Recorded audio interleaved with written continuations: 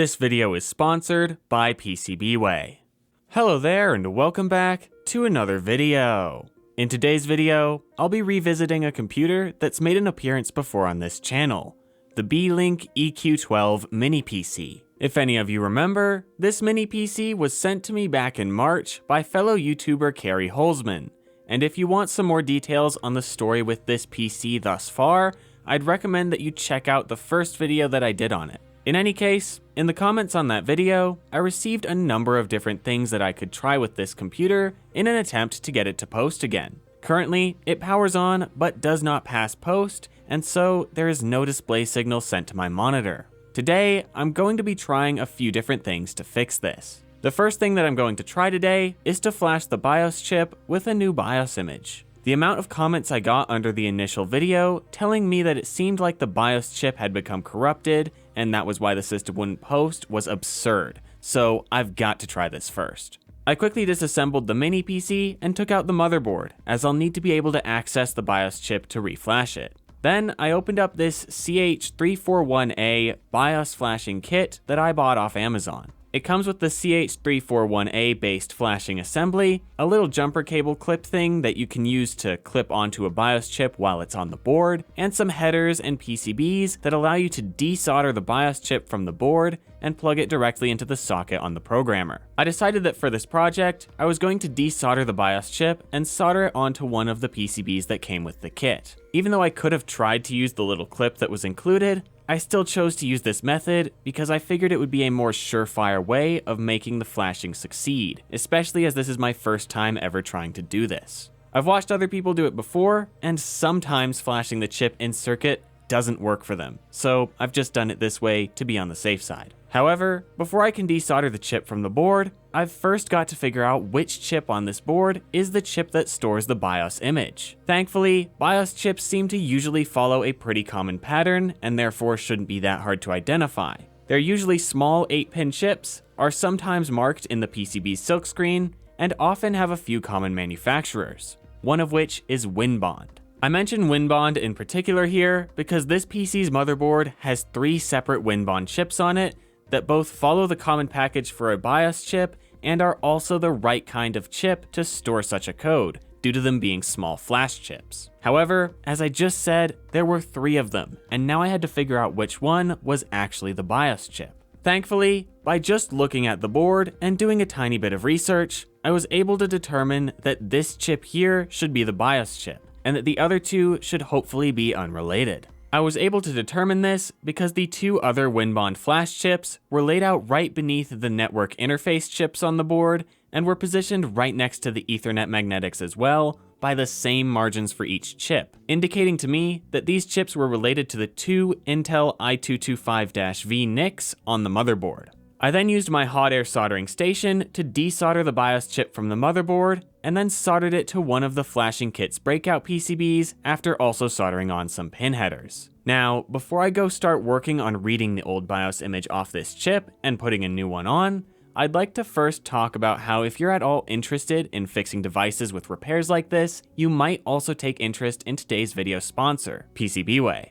PCBWay is a company that offers many high-quality custom manufacturing services, such as 3D printing in a myriad of different materials, some of which include nylon, PETG, PEEK, and even some metals like aluminum and stainless steel. They also offer CNC machining, which they can also perform on a bunch of different materials, including a ton of metals, plastic, and even carbon fiber. Then, they of course offer PCB manufacturing, which I've used many times in the past for my projects and have always been pleased with the quality of. These services can come in really handy when you're repairing your devices, and so I think that if you're watching this video, you might be interested in checking them out. Finally, for several more days, PCBWay will have their big Christmas sale going on, where you can get lots of coupons to use on your orders, win some free prizes, and also get some general discounts on their services. Check PCBWay out at my link in the video description. Back to flashing this chip. While looking up how to flash the particular Winbond chip that I had in this flasher, I discovered that I'd actually need to modify the flasher that I'd bought. It turns out that this flasher will put 5 volts on the data pins of this chip without being modified, and since the chip that I have is a 3.3 volt chip,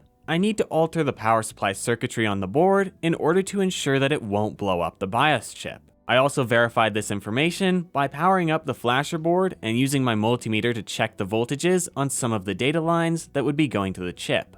Sure enough, the multimeter read out that they were being fed 5 volts, meaning that I do need to modify this flasher. If you're interested in how to mod this flasher to run fully on 3.3 volts for these 3.3 volt chips, you should check out the video that I linked to in the description, as it's the exact video guide that I followed to do the mod on mine. Anyway, I did the mod, which went absolutely perfectly with nothing going wrong whatsoever, meaning I absolutely did not break off the chip's VCC pin on accident and have to chisel into its casing to solder a wire to the small bit of metal that I was able to expose. Didn't happen.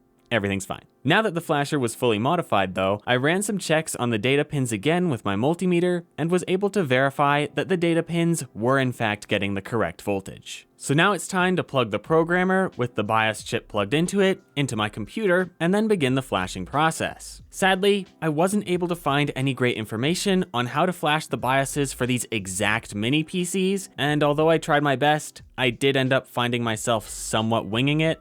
So there's a good chance that some of you might be able to catch some mistakes I might have made during this process. Either way, the first thing that I did was select the model of chip that was closest to the one that I had. They didn't have the exact model of chip that I did, but I found one whose model number was relatively similar and whose datasheet also indicated that it was nearly identical. I then had the programmer read the current contents of the chip, which I then saved in case I needed to reference anything in them or restore the image on the chip to the way that it originally was. After the original data was saved, I wiped the chip and opened up the new BIOS that I had downloaded from Beelink's site. Inside the downloaded zip folder, there were a few files and an EFI folder, but the thing that stuck out to me most was the 16 megabyte .bin file. This should theoretically be the BIOS image, as it's a .bin file, and it's the perfect 16 megabyte size to fill the entire 16 megabyte flash chip that the mini PC uses. So I extracted and opened the .bin file into the programmer software and wrote it to the chip. After it wrote and verified, all of which went surprisingly smoothly, I unplugged the programmer and chip and began the process of soldering it back onto the motherboard. I was relatively easily able to solder it back into place and reassemble the mini PC enough to test if it would post. I was really excited to see if what I'd tried to do would change the behavior of this PC at all, but sadly, the mini PC behaved in the exact same way that it did originally. Still no post. The power button was somewhat responsive, meaning that the system turned on when I pressed it and turned off when I held it for 5 seconds. The fan was spinning, and the heatsink was getting weirdly hot, considering that the PC shouldn't really be doing anything. I also gave the system several minutes to try and post, because obviously I just reflashed the BIOS, and it might need a minute or two to do memory training among other things, but sadly, letting it sit for a while changed nothing. I wish I had been able to figure out if the BIOS flash had helped or hurt, or even gone right, but since I honestly don't really know what I'm doing, I didn't really know what to do past this. I did desolder the chip again and reflash the old image, for fear of there being something wrong with the new one that I'd flashed onto it. Of course, this didn't change the system's behavior, but at least we should be back to where we started to try the 2 other things that were suggested to me. One of the 2 other things that I'll be trying was suggested to me by only a few people, but I think that it's actually a super smart idea, and I'm really glad it was mentioned. It was suggested that I could try to write an image of some kind of headless OS, like Ubuntu server, onto an SSD and put that into the system. Then I could connect a network cable to one of the Ethernet ports and try to SSH into the computer. If I was able to SSH in, it would indicate that the system was actually functional, but that there was just no display. Because if you watched the first video all the way through, you might remember that one of the things I noticed was the iGPU's power rail being gone. So I used a computer that I had laying around to take the M.2 SSD from this computer and install Ubuntu server onto it. I ran through the whole installation and made sure that SSH was working, and then I took the M.2 SSD and installed it into the mini PC. I powered it on and plugged in a network cable, which caused the lights on the Ethernet ports on both the mini PC and the network switch to light up, and then I tried to ping the device from my desktop computer. Sadly, I wasn't able to get a response by pinging it, and so I also tried to SSH into it, but disappointingly, it seemed that it wasn't going to be responsive. I'm still glad that I gave this method a shot though, and I'm also glad that I have it in my arsenal for future devices, so thanks to those who suggested it. Now onto the final thing that a surprisingly large number of people wanted to see me try with this mini PC. At this point, I'm quite doubtful that this will fix the computer, but I'm actually also quite interested in giving it a shot,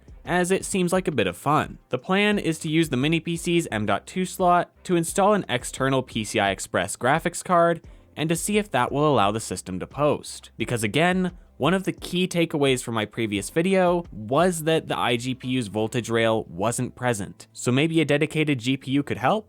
I picked up this M.2 to PCI Express adapter on Amazon and grabbed this old AMD video card from one of my drawers. I also dug up this old Dell ATX power supply, which I'll be needing because the PCI Express adapter needs a SATA power connector to allow the PCI Express slot to supply power to the card. I quickly jumped the power on wire on the ATX power supply to make it so that it would turn on immediately when plugged into power, and then took the mini PC apart again to install the M.2 end of the riser cable. Then the GPU plugged into the mini PC's newly added PCI Express slot, the monitor plugged into the GPU, and the ATX power supply plugged into the riser cable. Then, I connected the power to both the ATX power supply and the mini PC. When I pressed the power button on the mini PC, the GPU's fan spun to life, which I took as a really promising sign that the adapter and power supply setup was working correctly. Sadly though, that's where the good signs ended. Even after letting this system sit for several minutes again,